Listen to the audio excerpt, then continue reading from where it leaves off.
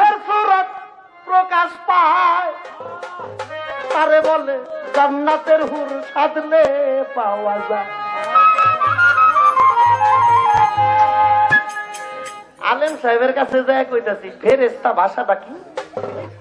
কয় কি ফেরেশতা ভাষাটা হলো ফার্সি। আমি আরবিতে কি কয়? মালাইকা টাইপ। আমি কি আমার ভাষাটা তো বাংলা, বাংলা ভাষায় ফেরেশতারে কি কয়? কয় না। আমি কি হলো আলেম সাহেব কোন? আমি জানি না। পবিত্র কোরআনে বলা আছে নেশাগ্রস্ত অবস্থায় নামাজে দাঁড়ায়ও না, যে নামাজে তুমি কি কইতাছো তুমি তা নিজে বুঝো না। আলেম সাহেব আরবিও জানে ফার্সিও জানে, ওনার ভাষা মাতৃভাষা বাংলা, ওনার বাংলা ভাষা বুঝে না। ফেরেশতারে বাংলায় কি কয়? তাই আমি কইছি ওনার ওই ব্যাখ্যাটা দিলাম যে ফেরেশতা ফার্সি, আরবিতে কয় মালাইকা তাহু, বাংলা ভাষায় হলো ভালো মানুষ। কোন ভালো? আমি আপনার কাছে ভালো, আপনি আমার কাছে ভালো, এই ভালো? স্রষ্টার কাছে যেই সৃষ্টি ভালো হইতে পারলো ওই ব্যক্তি ফেরেশতা হয়ে গেল। তাই গান শোনো, সাধকেরই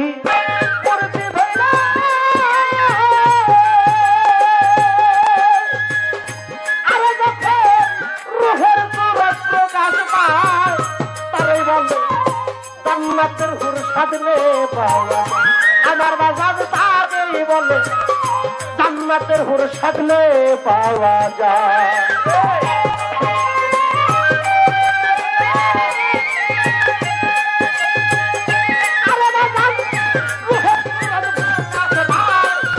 তাকে বলে জান্নাতের হুর সাধলে পাওয়া যায়। আমার মন তাকেই বলে জান্নাতের হুর।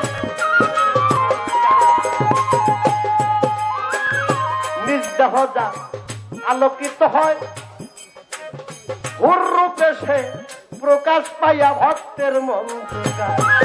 আরে নিজ দেহ আলোকিত হয় হুর রূপে সে প্রকাশ পাইয়া ভক্তের মন। তার ক্রিয়া করবে সব কিছুতে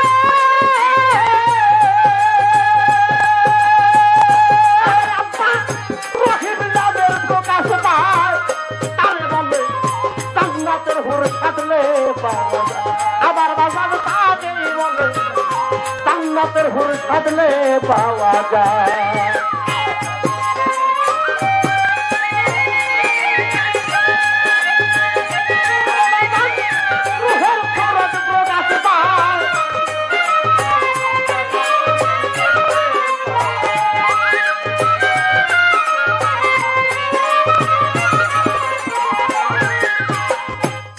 মূর্তি গুরু ভাবদার হৃদয়ে অঙ্কিত, সে পাইয়াছে সে হইয়াছে মানুষ রতন, পাইল সে নগদ বেহেশত। গুরু মূর্তি গুরু ভাবদার হৃদয়ে অঙ্কিত, সে হইয়াছে মানুষ প্রধান, পাইল সে নগদ বেহেশত। ও তার চোখে দেখলো নিজের ছবি রে,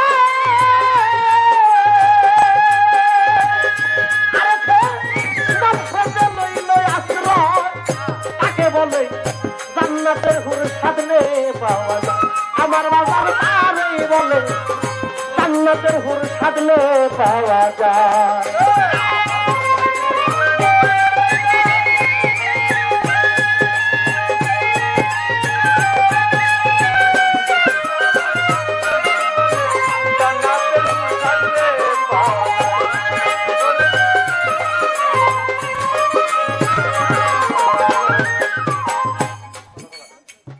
যেইভাবেতে প্রশ্ন করে ধর্ম রাজা ছবি,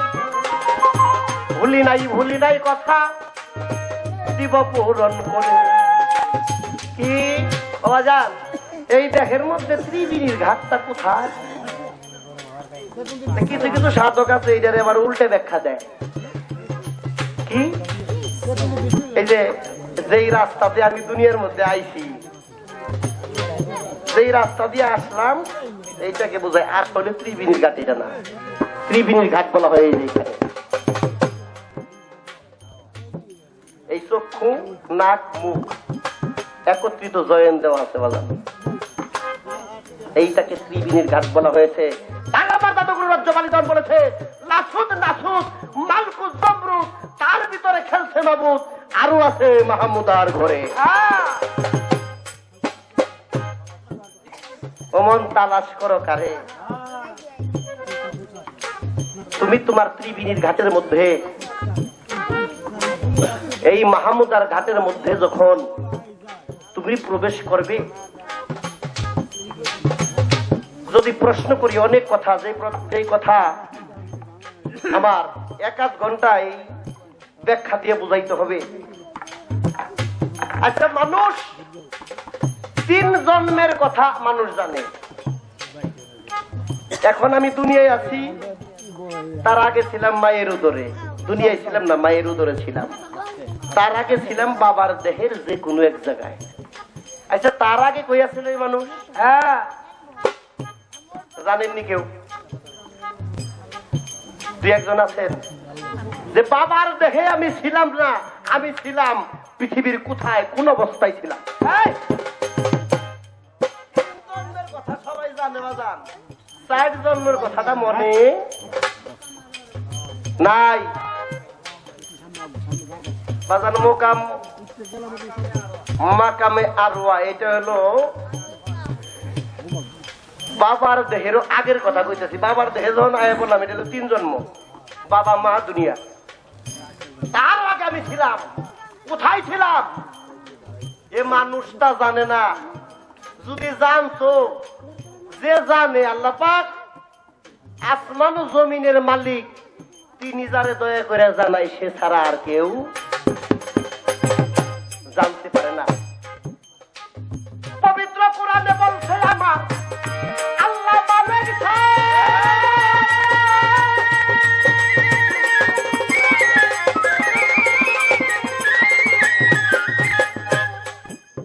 আমি মাটি হইতে আদমকে সৃষ্টি করলাম। কোরআনেতে পাই মাটি হইতে আদমকে সৃষ্টি করা হলো। পৃথিবীর সব মানুষ জানি মাটি দিয়ে মানুষ আল্লাহ পাক সৃষ্টি করেছে, এইটা আমরা সবাই জানি। বাজান, কথার আশ যে না বুঝে, কথার আশ তার জীবন হয় সর্বনাশ। যে বুঝে আশ পরীক্ষা দিলে পাস। পৃথিবীর সবাই জানি আদমকে সৃষ্টি করা হয়েছিল মাটি থেকে, সবাই জানি, সবাই বলি, কিন্তু আল্লাহর কথার আশ মানুষ বুঝে না। আল্লাহ বলছে মাটি হইতে আদমকে সৃষ্টি করা হইল। এখন আমরা জানি সবাই মাটি দিয়ে আদম বানাইছে। যেমন কুমার বাড়ি গেলে মূর্তি বানায় খের দিয়ে, মাটি দিয়ে, পুতুল, এই রকম মনে করে বানাইছে আল্লাহ। আসলে আল্লাহর কথার আশ মানুষ বুঝে না। মাটি হইতে যা হয় তা দিয়া, মাটি না হইতে, তাহলে হয় কি? আপনারে আমারে গর্ভে রাখতে আপনার বাবা, আমার বাবা, মা বাবা মাটি কি খাইছিল? কি খাইছে? তাহলে বোঝা যায় না আমি খাদ্যের মধ্যে ছিলাম। খাদ্যটা যে খাই, ভাত খাই, যে খাবার গুলা খাই, খাবার গুলা জীবিত না মৃত? মানুষ করবো এটা মরা, কারণ আগুন দিয়ে রাঁধছে, এটা মরা। আপনাদেরকে বাস্তব একটা প্রমাণ দিয়ে যাই, এই ভাত জীবিত। কিভাবে জীবিত যদি দেখতে চান, বাসায় গিয়ে আমার মাকে, বোনকে বলবেন, ভাবিকে বলবেন, তুমি 1 পাতিল ভাত রানবো। রান্নার শেষে বলবেন এই ভাতের পাতিল আর খুইল না, পলিথিনটা সুন্দর করে বাইন্ধ অমনে খেয়ে দাও। 10 দিন পরে নয়, 1 সপ্তাহ পরে যখন এই ভাত গুলা খুলবেন, ভাত কি ঠিক থাকবো? পয়সা দেবো, পয়সা কি হইব? আচ্ছা, ভাত রাঁধছেন, পোকা এলো কই থেকে? রান্নেন ভাত, ভাত জীবিত। তুমি একবারও খানা কি স্মরণ করে খাইছেন নি যে আমি বাসের মধ্যে আসছিলাম? হ্যাঁ স্মরণ করেন নাই? আল্লাহ পাক পবিত্র কোরআনে 82 জায়গার মধ্যে বলেছেন সালাত কায়েম করো, এটা হলো আরবি, আর ফার্সিতে করে নামাজ পড়ো, আর আমার ভাষা বাংলা, বাংলা হইলো স্মরণ করো। একটা কিছু আমি মিলে গেছি, কোনটা? এই যে কথা, খাদ্য থেকে যে আল্লাহ পাক আমাকে দেহটা দান করছে, আমি যে খাদ্যের মধ্যে ছিলাম আমার জানা নাই। তাই পবিত্র কোরআনে সূরা আর আরাফের 31 নং আয়াতের মধ্যে আমার আল্লাহ ঘোষণা করলো, হ্যাঁ বনি আদম, প্রত্যেক নামাজের সময় সাজসজ্জা পরিধান করো, খাও পান করো, অপব্যয় করো না, তিনি অপব্যয়ীদেরকে পছন্দ করেন না। না ভুল বললাম বাবা? ঠিক। নামাজ কোনটা?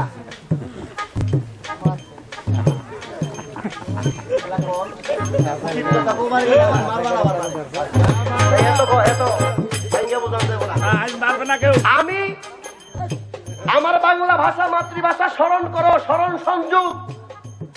মাতৃগর্ভে তখন আমি গেলাম, বাবা যখন খানা খাইলো, ছিলাম খাদ্যে, খাদ্যের থেকে যেমনি এই ভাতগুলা থিয়া দিলে পয়সা পোকা হয়, আত্মাগুলো রুহুগুলো বাবা খাইলে পেটের মধ্যে ওই খাবারের থেকে এক একটা খাবারের থেকে রক্তের কণিকা হইয়া বাবার দেহে প্রবেশ করে।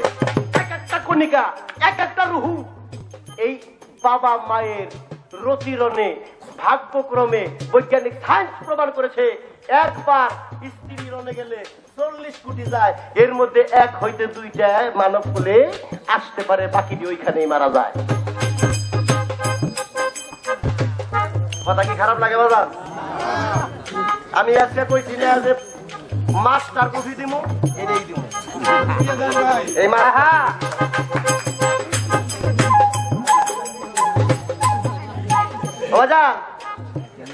মাতৃগর্ভে গেলেন, আপনার এই দেহের তো কোনো আকার ছিল না, রূপ ছিল না, নকশা ছিল না, পাইলেন কই? কে দিল? কোন ঘটনাক্রমে পাইলেন তা কি জানেন? মিলবে না, সাধনার ব্যাপার। আসমান ও জমিনের মালিক আছে, ওই মালিকের পক্ষ হইতে বলতেছে, আমি বানানো কথা না, ওই মালিকটা জানাইছে দিকে, তাই বলতে পারতেছি আমার কোন ক্ষমতা নাই, অক্ষম, মালিক সক্ষম, তার কাছে দয়া ভিক্ষা চাইলে তিনি দয়া করে। মাতৃগর্ভে যখন গেলাম, একটা কণিকা, আমার তো কোনো দেহের আকৃতি ছিল না। আমরা শুনেছি মুহাম্মদ সাল্লাল্লাহু আলাইহি ওয়াসাল্লাম আল্লাহর নবী, আল্লাহ পাক সৃষ্টি করে সেখানে সৃষ্টি করে আমার আল্লাহ পাক জিজ্ঞেস করলেন, আলাস্তু বিরাব্বিকুম, আমি কি তোমার প্রভু নয়? তখন নূর বলেছিলেন, আনা আনা আনতা আনতা, আমি আমার, তুমি তোমার, তোমাকে চিনি না। 70,000 বছর এই নূরের তাপ কমাইয়া আবারও সামনে আইসা জিজ্ঞেস করলেন, আলাস্তু বিরাব্বিকুম, এইবার 2বারের পরও, এই 2বারের পরেও 3বারের মাথায় এই নূর বলেছিলেন, ইয়া কালুবালা, আপনি আমার প্রভু। এইটা কি খালি আল্লাহর দুষ্ট মুহাম্মদ সাল্লাল্লাহু আলাইহি ওয়াসাল্লাম কি বলেছিলেন, না আপনাকেও বলেছিলেন? কোথায় বলেছিলেন? যখন মায়ের উদরে ছিলেন, এই দেহের কোনো আকৃতি দেওয়া হয় নাই, তখন ওই মুহূর্তে। আচ্ছা বাবা, যারা 3টা বিয়ে করছেন এরকম দু একটা লোক আসেনি? আছে? হাত তোলেন দেখি, দেখি। তুলবো না, হাত তোলেন। আচ্ছা, এই একজন পাইছি, যাক আর দেখেন না। আচ্ছা, আপনি 10 বছর বিদেশ করছেন, 10 বছর পরে কামাই রুজি করে দেশে আইছেন, আপনার 3 বিবিকে ডাকছেন, বিবি গো তোমরা, আমরা বিবিগণ সামনে আসো।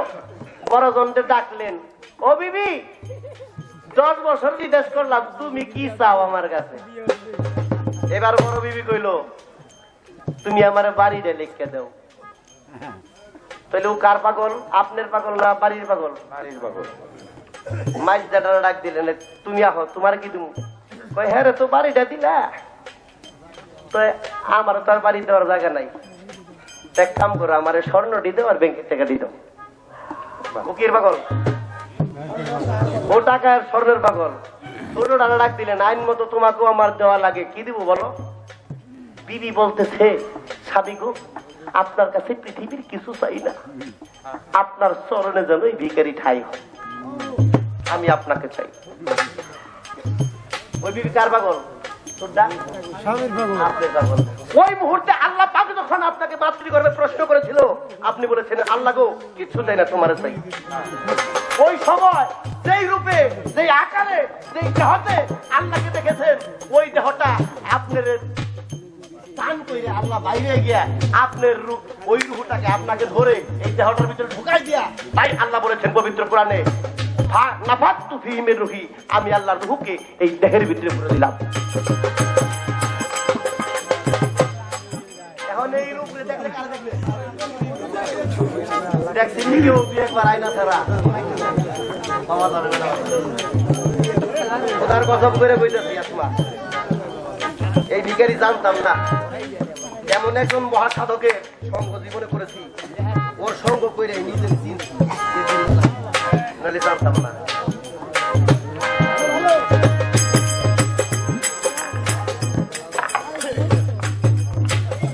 যে সাধকের ক্রিয়াকর্মে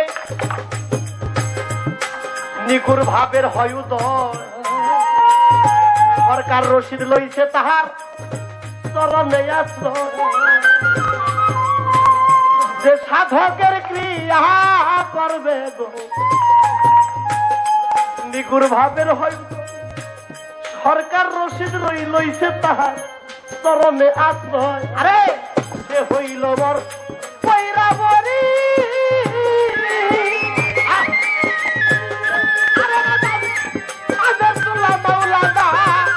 তাকে বলে জান্নাতের হুর সাধলে পাওয়া যায়। আমার বাবার তাকে বলে জান্নাতের হুর সাধলে পাওয়া যায়। সাধকেরই মূর্তি ধইলা আরে যখন নিজের স্বরূপ প্রকাশ যায়, তাকে বলে জান্নাতের হুর সাধলে পাওয়া যায়। আমার বাবা তাকে বলে জান্নাতের হুর সাধলে পাওয়া যায়।